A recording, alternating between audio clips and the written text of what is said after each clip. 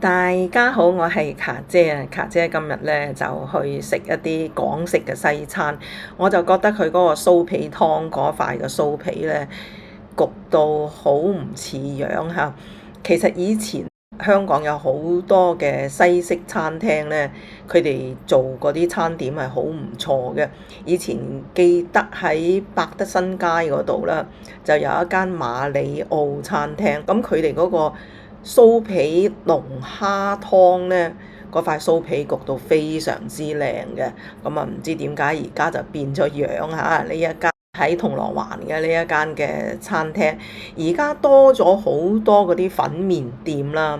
但係以前即係喺30幾年前出現嗰啲餐廳呢，而家冇晒。以前係咪仲有間咩叫做農場餐廳嘅？咩花園餐廳啊？而家逐漸咧就被嗰啲粉麵店啊，例如好似南記啊呢啲咁樣咧就取替。其實講落南記都幾好食噶，我都好中意食佢嗰個魚嘅春卷噶。但係今次咧就由於係休漁期啦，就冇嗰啲魚蛋食啊，所以咧就係要用魚片去取替啦，冇所謂啦。如果你中意食魚蛋嘅，我相信而家仲有好多香港仔魚蛋粉啊嗰啲店呢係有魚蛋食嘅。嗰啲魚蛋呢好彈牙爽口嘅嚇。咁啊以前傳統嘅呢啲魚蛋呢，就用幾隻唔同嘅魚肉混合打成嘅。咁其實呢一隻咁彈牙爽口嘅魚蛋呢，喺加拿大溫哥華都有得賣。咁佢就嚟自新加坡，咁亦都係類似呢種魚蛋啦。如果你話講落新加坡出嗰隻魚蛋，同香港而家喺粉麵店食嗰啲雙丸河啊、魚蛋河嗰種口感呢，我覺得香港做嘅魚蛋呢係好食好多。唔關係急唔急凍咁樣去到加拿大啦，應該係空運去嘅。始終可能佢哋用嘅魚比較單一啲啊，魚味啊、魚嘅口感啊係唔夠香港而家你真係返到嚟食嗰啲魚蛋河咁好食嘅。因為香港嗰啲魚蛋聽講又話有啲咩狗棍啊、畫仔啊、好多嘅魚啊咁樣，嗰啲魚肉啊打成嘅。打魚肉咧都有好多講究嘅嚇。因為你打魚肉咧，佢用個麥酸嚟打嘅時候咧，佢會發出一啲熱度啊。如果唔係保持低溫去做嗰啲魚肉咧，嗰啲魚蛋做出嚟係好霉啊，嗰個口感。咁就要放啲冰水啊、冰粒落去一齊打嘅。其實咧喺加拿大咧，我有個朋友亦都將佢做魚蛋嘅嗰啲技術咧，就教咗我嘅 cousin。咁佢哋就用加拿大嗰邊嘅一啲新鮮嘅魚，例如一啲紅斑魚啊、一啲雜斑嗰啲魚啦，起咗啲 fillet，用把刀刮咗啲肉啊，呢個就好傳統噶啦。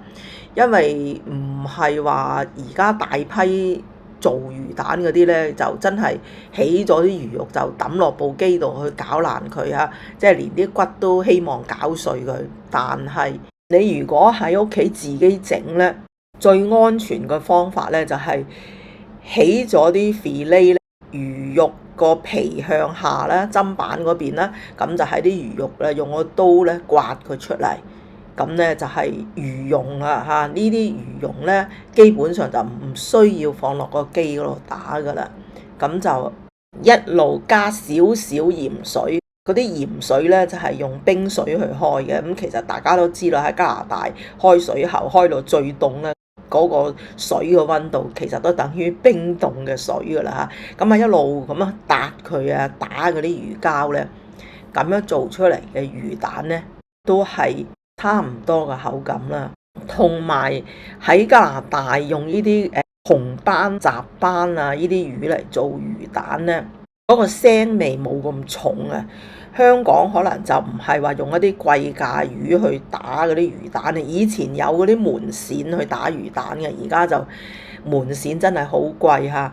我有一日去上環嗰個海味街嗰度咧，由街頭行到街尾都揾唔到門鱔乾啊，咁啊可能真係要焗住翻嚟北角嗰一間店度買，但係唔平啊！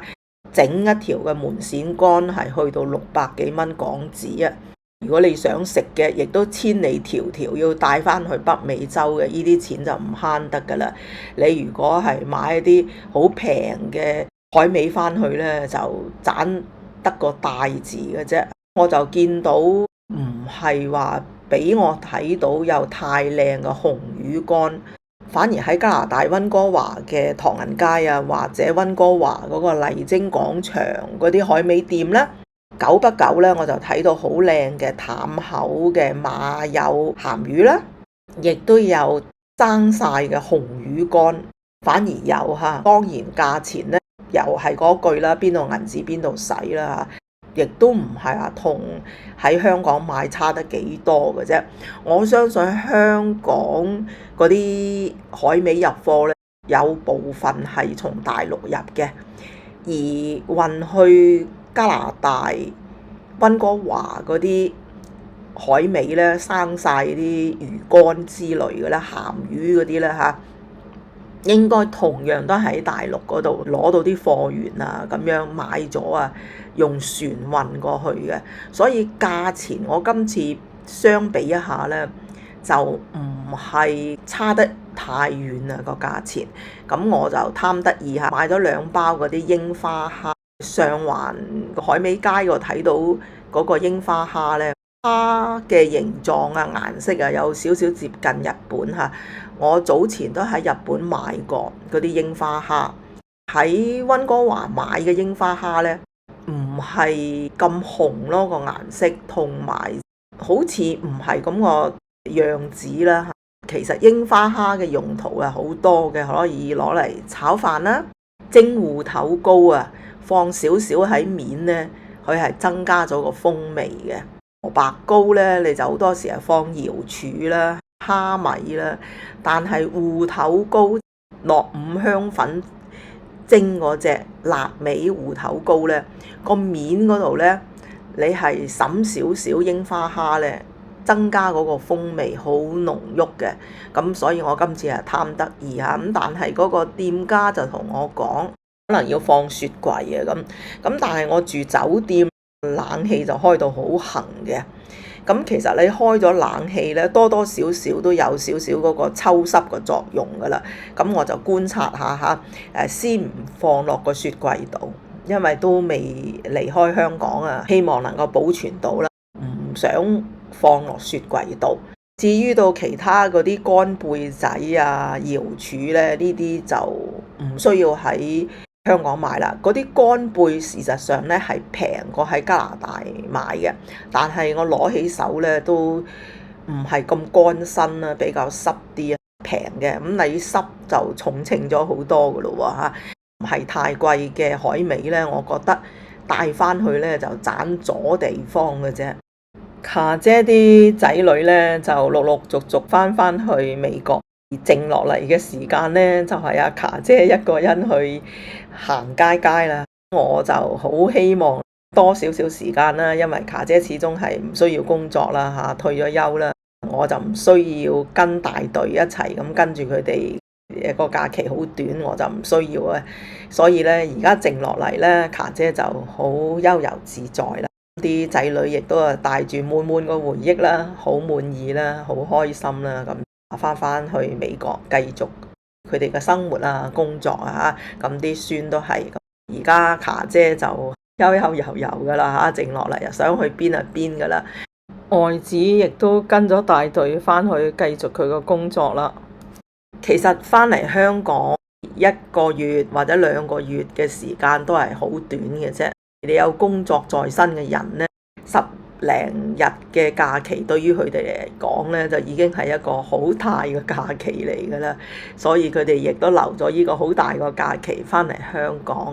我就開始陸陸續續去約見我啲朋友啊，同佢哋食飯啊、見面啊咁樣，都係另一個行程嘅計劃之一嚟嘅。我就有一啲朋友以前翻嚟參加旅行團喺路上識嘅，亦都有回流咗翻嚟嘅一大班嘅朋友啊，朋友嘅朋友又介紹我識得，咁所以阿卡姐呢，同啲朋友出去食嘢呢，就係好容易嘅事。咁但係好多時呢，我食嘢都係一個禮拜2、3日啲朋友去食嘢嘅啫，其餘呢，我希望呢，就係一個人去遊香港。我個步伐可能好多人未必跟得到啊！好多人就話：喂，卡姐你真係行得好快喎！咁我就要放慢個腳步。咁但係有時阿卡姐咧就好想諗到，要影啲乜嘢啊？就喺呢度匆匆而過啦啲日子。咁但係咧，呢啲片咧我上傳咗之後，其實卡姐都未得閒回帶睇翻嘅。我會翻到北美洲嘅時候咧，慢慢再去細細去睇呢啲片啊，再一次回憶，因為鏡頭一下子就過啦嚇，咁就攞咗嚟做一個上傳嘅片啦。但係真真正正去細味嗰啲鏡頭下嘅景點啊、街道啊，我都未曾回帶睇嘅。而家就盡量去有咁多就影咁多。我見到有網友留言就話香港就唔似喺加拿大，一定要行同埋係要搭車咁嚇，就冇自己嘅車可以揸咁。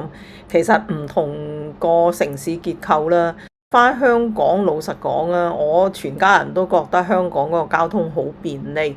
如果你話有啲老人家腿腳唔好嘅，其實養一養手就可以叫的士㗎啦，即係隨街都有的士，又唔需要話喺北美洲咁樣要預約啊咁樣。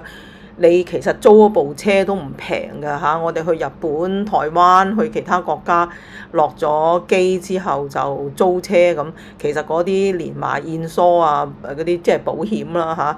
加油啊，甚至係租車呢，嗰個費用呢係貴過你喺香港打的士多多聲嘅。所以我點解話香港真係一個好便利嘅城市，咁多嘅交通工具呢，你都可以揀。即係話如果真係腿腳唔方便嘅呢，你就係重點揀呢啲地方去食嘢或者去行，然後呢就出嚟呢。如果係有 lift 落到地鐵站嘅，咁就可以坐地鐵啦。如果都係唔可以嘅，都係覺得唔方便嘅話呢，其實真係行到出街養一養手就的士㗎啦。而且個的士費用嚟講，對於我哋北美人嚟講嚇係真係平嘅。都係嗰句啦，邊度銀紙邊度使，咁可能喺香港你咁樣打的士啊，梗係真係嗰個皮費好貴啦。但係對於翻嚟旅行要去嘅地方呢，坐的士咧，的士都好方便。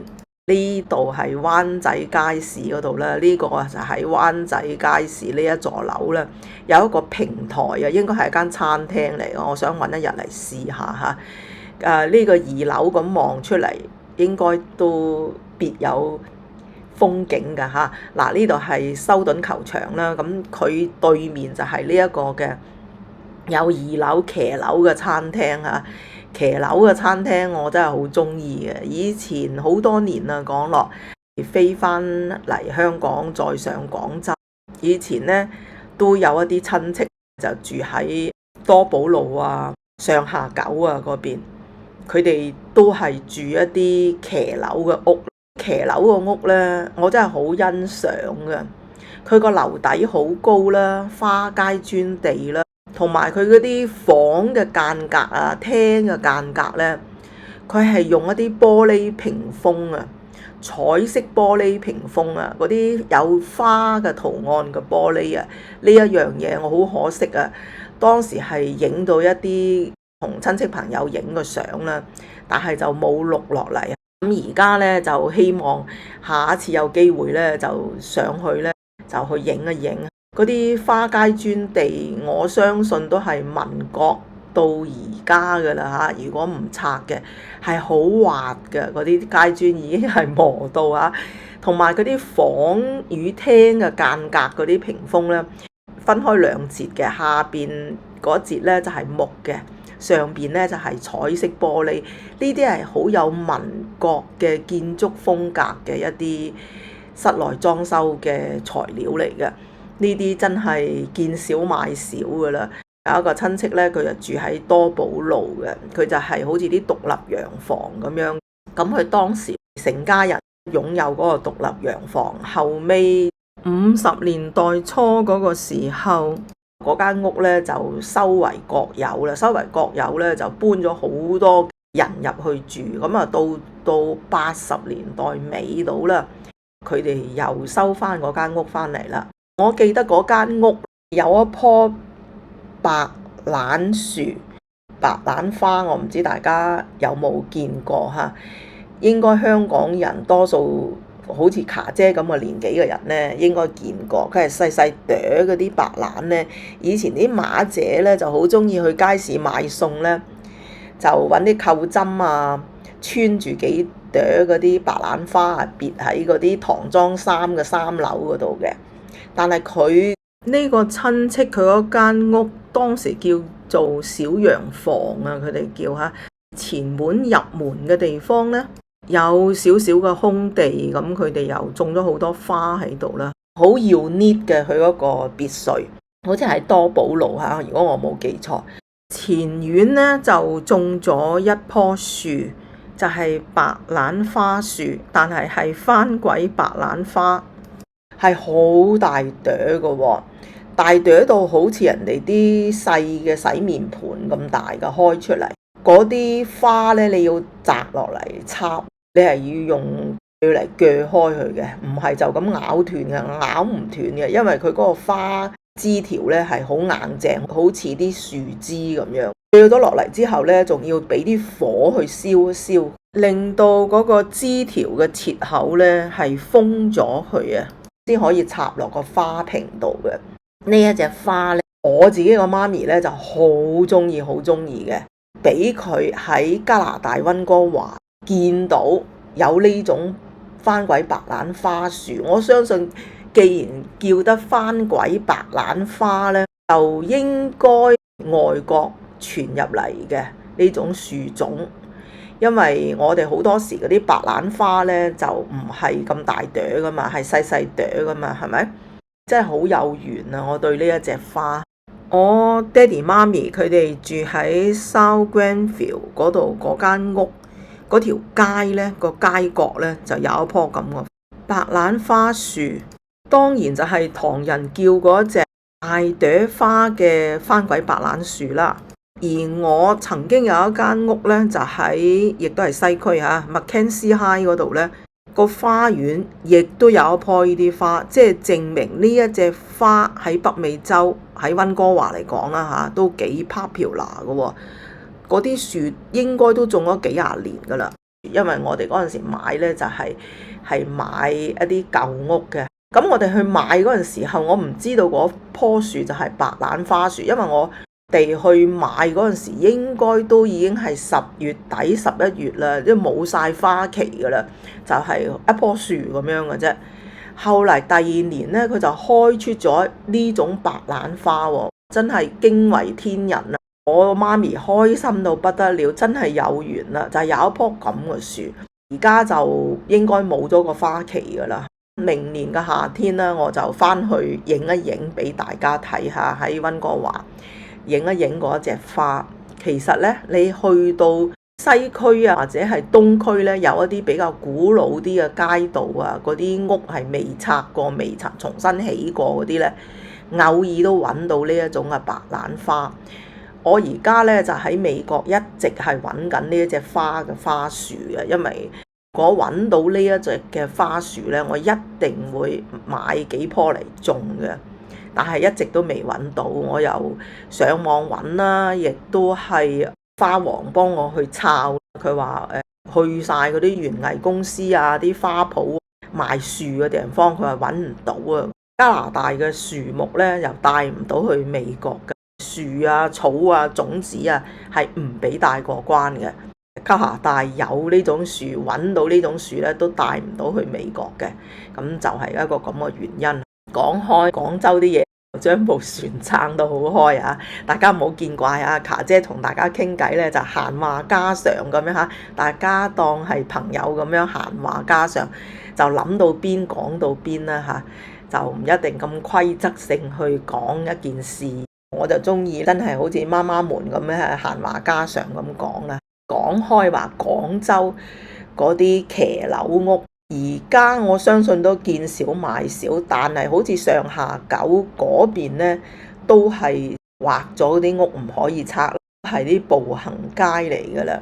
記得70年代返去上下九嗰條街，好多人行，好旺，好多酒樓、陶陶居啊，廣州酒家、蓮香樓啊。我如果冇記錯下，嗰條街真係好多好有品牌嘅酒樓㗎。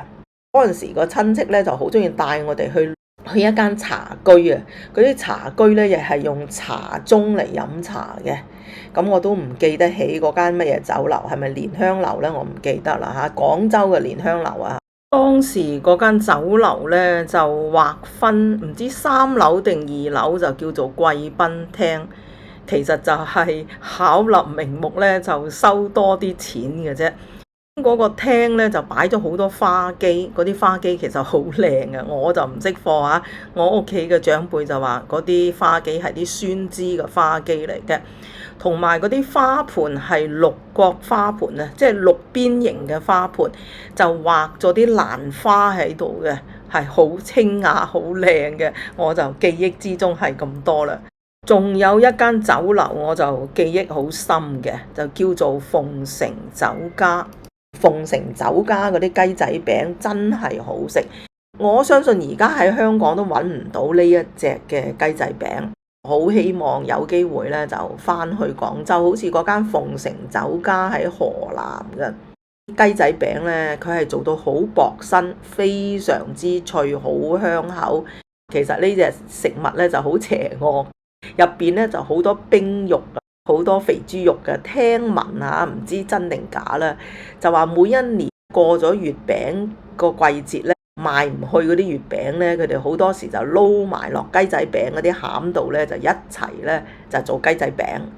咁唔知係唔係啦嚇？對廣州都有好深嘅情意結。泮溪酒家亦都係好想去嘅地方嚟嘅。佢起到好似有少少園林景色，有種蓮花嗰啲池塘、亭台樓閣啊、屏風啊，好靚嚇。南苑酒家都差唔多嘅。相信好多香港人佢哋上一代人呢都住喺廣州嘅，亦都有好多廣州人上2代嘅人呢係移居到美國加拿大嘅，所以喺北美廣州人有一大嘅呢啲族群喺度嘅。佢哋做嗰啲過年嘅年果啦、蒸糕啦、做油角、煎堆，到今時今日咧都係保存一啲咁嘅習俗嘅。親戚係長輩嗰啲咧，佢哋每年都會係做呢啲嘢嘅。以前我阿嫲喺度嘅時候咧，都年年過年過節咧，唔同嘅季節咧都做唔同嘅糕點啊！唔知大家有冇食過用艾草嗰啲汁做成嘅叫做艾糍嘅餅食呢？用艾葉嚟整嘅。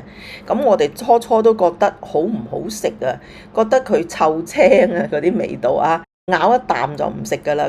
我阿嫲呢，佢就用嗰啲艾葉呢，就舂咗佢，就攞到啲艾葉嗰啲汁啊，研落啲糯米度啊，好似嚇我唔識整嚇，就好薄嘅。但係入邊包嘅呢，係椰絲、花生啦、芝麻，仲有少少糖，係好好食嘅嚇。咁而家係失傳咗噶啦，冇人識整噶啦，往事亦都只能回味噶啦。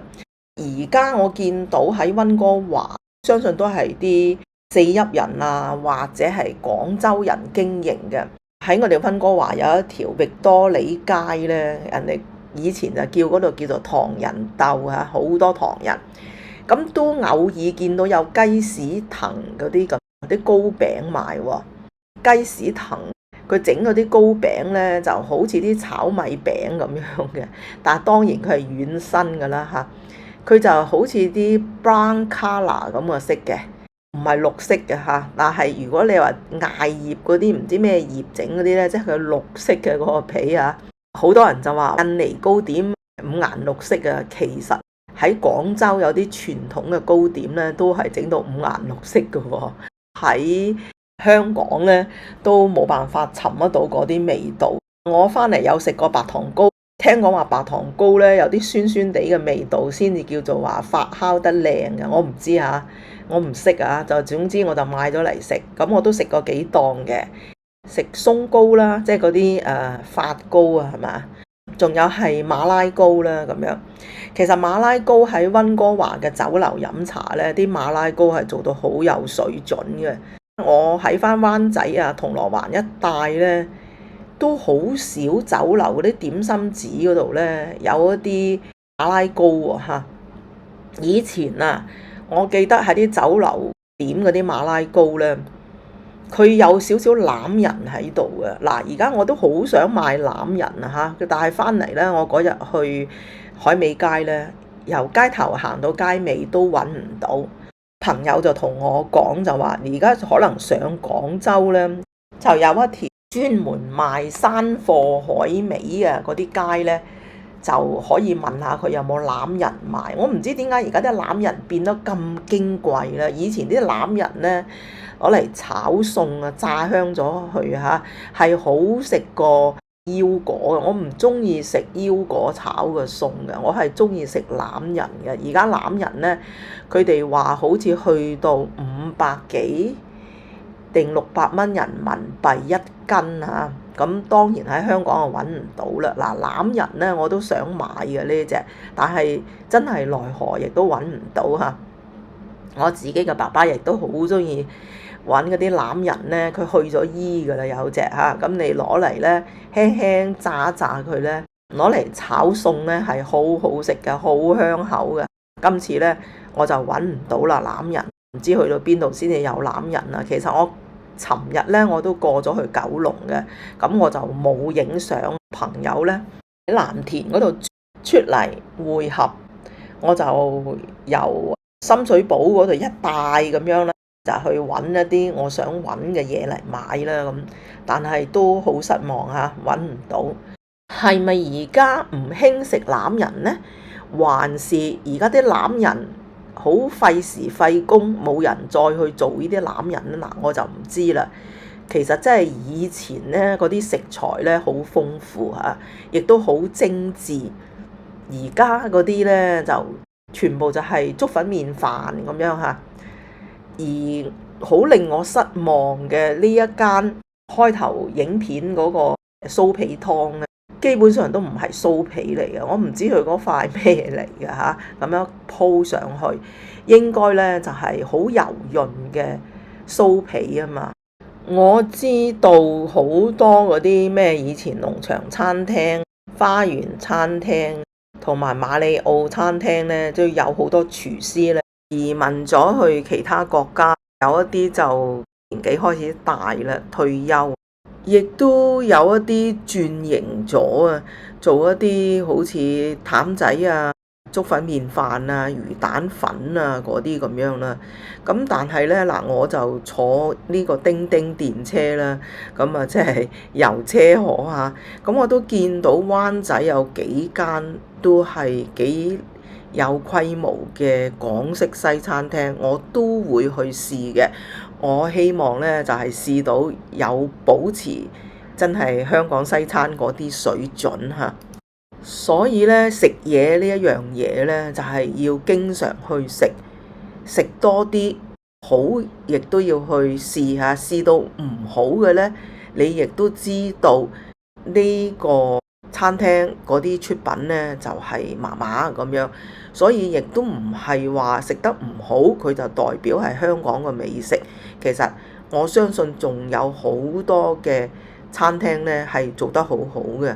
咁所以咧，我哋就係以事論事嚇，唔係以偏概全就話，我食到一間唔好，呢個就係代表港式嘅西餐係咪真係少咗好多啊選擇啊，或者點？我又唔係咯，我係一個好硬頸嘅人嚟嘅，我一定要去揾到一啲真係出品唔錯嘅餐廳。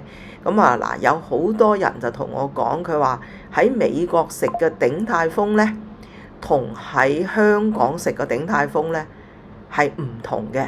咁我都諗住去食，有啲乜嘢唔同嗱？美國嘅鼎泰豐呢係一個非常之賺錢嘅一個品牌嚟嘅，每年佢哋嘅營業額係以幾億美金去計嘅。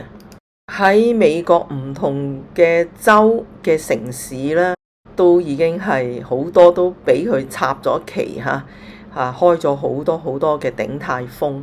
我就嚟對比一下嚇，咁我亦都要喺香港呢個鼎泰豐，其實我大概喺10年前啦，我就喺香港嘅鼎泰豐食過，上海食過，台灣就唔使講啦嚇，台灣去過始創店啊、101啊，佢哋嗰個鼎泰豐我都試過嘅。